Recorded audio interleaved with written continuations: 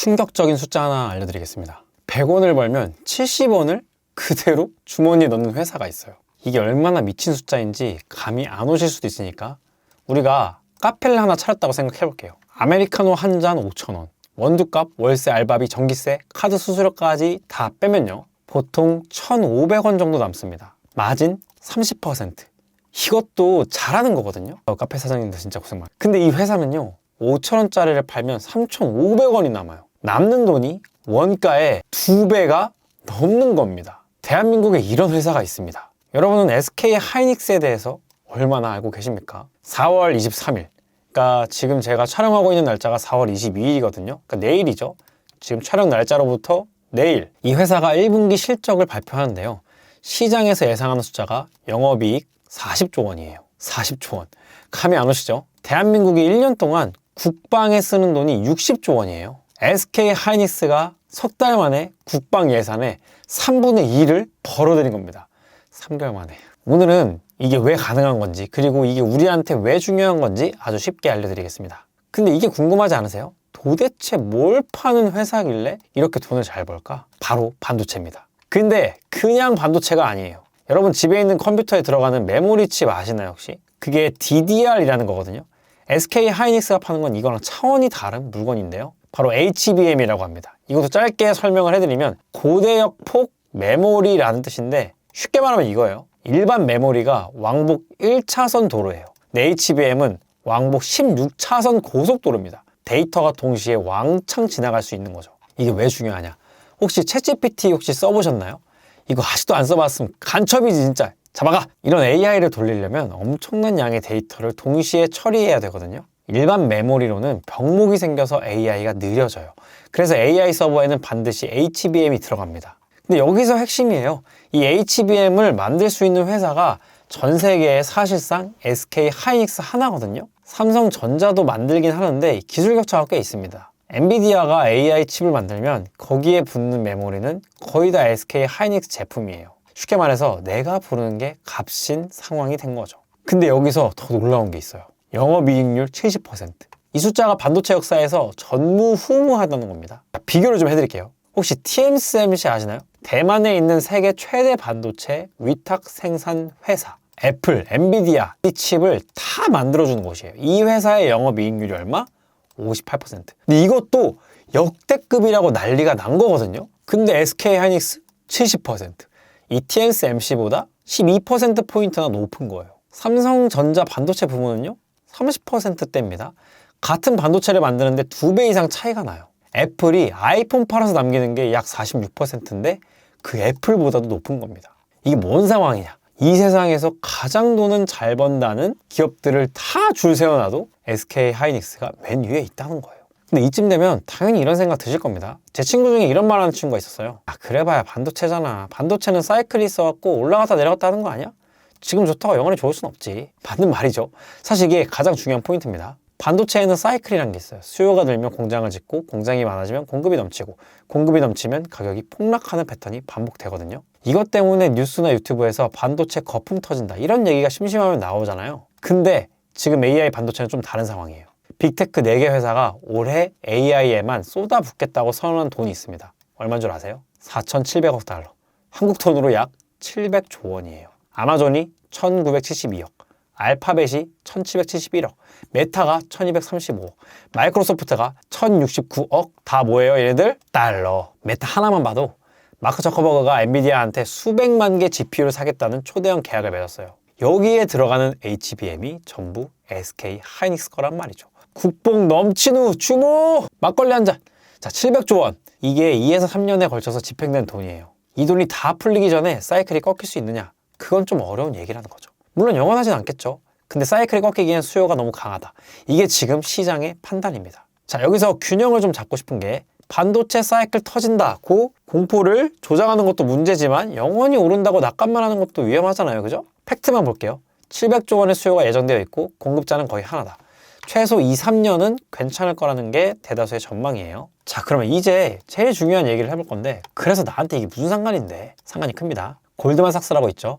월스트리트에서 가장 유명한 투자은행 중 하나인데, 이 회사가 며칠 전에 코스피 목표치를 7,000에서 8,000으로 올렸어요. JP 모건이라는 또 다른 대형 투자 은행은 한술 더 떠서 8,500까지 봤어요. 코스피, 그러니까 한국 주식시장 전체 지수가 오늘 얼마예요? 6,417로 장 마감했습니다. 이미 역대 최고거든요. 근데 여기서 25% 이상 더 오를 수 있다는 얘기예요. 아, 미쳤죠? 그리고 이 8,000이라는 숫자의 가장 핵심적인 근거가 뭐냐? 바로 SK 하이닉스라는 겁니다. 내일 실적 발표에서 정말 40조를 찍으면 아, 진짜 코스피 8,000 갈 수도 있겠구나 라는 확신이 시장에 퍼지는 거죠. 반대로 만약 기대에 못 미치면 시장이 잠깐 흔들릴 수도 있어요. 그래서 내일 실적 발표가 중요한 겁니다. SK 하이닉스 주식을 갖고 있는 사람만의 얘기가 아니에요. 코스피에 연동된 펀드나 ETF에 투자하고 있는 분이라면 내 자산에 직접 영향을 주는 이벤트란 말이죠. 근데 여기서 재밌는 게 있어요. 코스피가 역대 최고인데 공포 탐욕 지수라는 걸 보면 지금 79입니다. 자, 4월 22일 공포 탐욕 지수 어때요? 79입니다. 거의 80에 가깝죠? 공포 탐욕 지수는요, 시장 전체가 지금 탐욕스러운 상태인지 공포에 빠진 상태인지를 0에서 100으로 보여주는 숫자인데 79면 얼마? 탐욕 구간이거든요. 근데 사실 이것도 제가 이 컨텐츠 준비할 땐 32였는데 방금 자료 찾아보니까 79가 됐어. 32였다고 가정을 먼저 해보면요, 이게 뭔 상황이냐면 지수는 역대 최고로 올랐는데 정작 시장에 있는 사람들은 떨고 있다는 얘기거든요. 아, 진짜 더 오를까? 아니면 여기가 꼭대기야?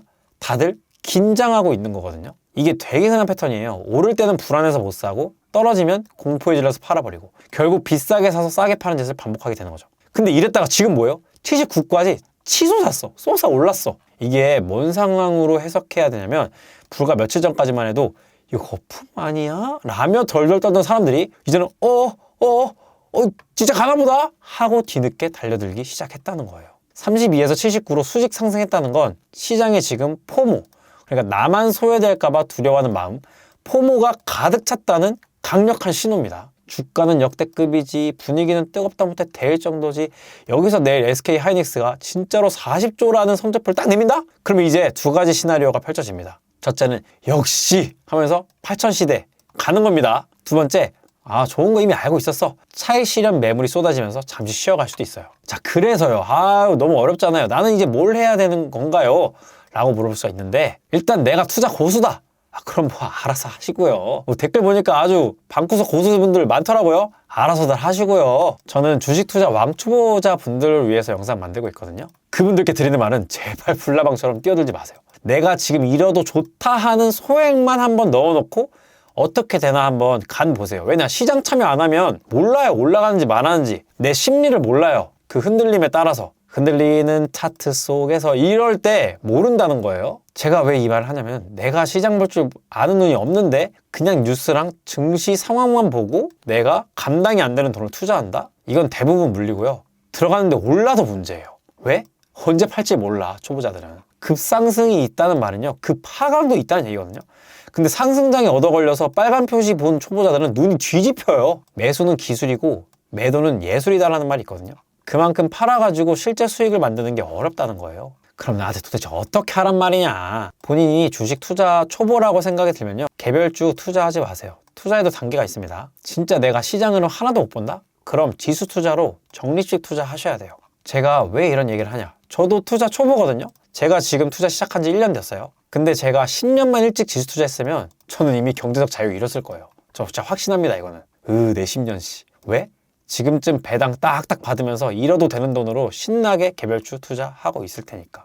10년 전에 제가 개별주 투자하다가 한 1년 빨간불 보고 돈을 벌다니 미쳤다. 월급이 이렇게? 근데 2개월인가 뒤에 뚝 떨어졌어요. 와, 침이 바짝바짝 말라 그냥. 그리고 나서 손해봐가지고 역시 투자는 무서운 거야. 투자는 돈 잃는 거야.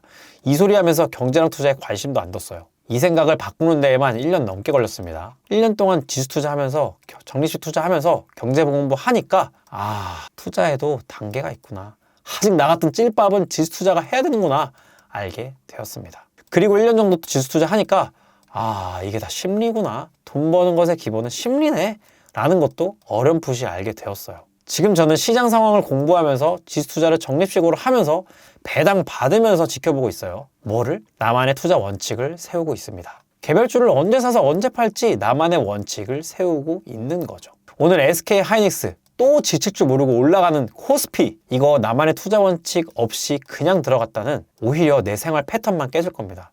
저 이렇게 페인된 친구 많습니다. 돈을 잃어서 깨지거나 멘탈이 깨진다는 거죠. 또는 언제 떨어질지 몰라서 계속 불안해하거나 계속 주식 하루 종일 그냥 쉬는 시간에도 보고, 양치할 때도 보고, 밥 먹다 일하다 말고 주식 타치 켜놓고. 이거 생활 패턴 다 무너져요, 이거. 저는요, 정리식 투자와 지수 투자, ETF 투자에 대해서 이 채널에서 알려드리고 있습니다. 궁금하신 분은 제 채널 페이지 오시면 아실 수 있을 거예요. 기본 강의들 배치해놨습니다. 근데 저도 나중에 개별주식 투자로 돈을 벌 수 있는 실력이 되면 그때 가서 이 내용도 얘기할 거예요. 그러니까 여러분들 지금 저 구독하면 뭐예요? 저점 매수 지대로 하는 겁니다. 지금은 시장 흐름을 파악하고 적립식 투자를 소개하고 잃지 않는 투자 방법을 알려드리는 영상을 제작하고 채널을 운영하고 있습니다. 혹시 경제에 관심은 생겼는데 용어가 어려운 분, 투자해야 한다고 마음은 먹었는데 어떻게 시작할지 모르겠는 분, 이건요 아무도 안 알려줘서 어려웠던 거거든요. 잘못된 게 아닙니다. 이 채널에서 왕초보 눈높이에 맞춰서 한입 크기로 경제 시장 상황 전해드리고요. 그 다음에 시장 상황을 좀 관망할 수 있는 상태, 배당 투자, 지수 투자, ETF 투자에 대해서 방법을 안내해 드리겠습니다. 이 방법으로 배당이 나와서 내가 월 현금 흐름, 가만히 있어도 돈을 버는 그 현금 흐름이 뭐 5만 원, 10만 원, 20만 원 이렇게 늘어가면 점점 더 뭔가 시장 흐름이 좀 자연스럽게 이제 보일 거예요. 투자하는 심리가 편안해질 거라는 겁니다. 자, 근데 저도 아직 배워가는 입장이니까요. 혹시 오늘 말한 것 중에 틀린 부분 있으면 댓글로 편하게 알려주시죠. 함께 성장해 나가실 분은요. 구독 버튼 한번 눌러주시면 감사하겠습니다. 영상 끝까지 시청해주셔서 감사합니다. 다음 영상에서 뵙겠습니다. 안녕.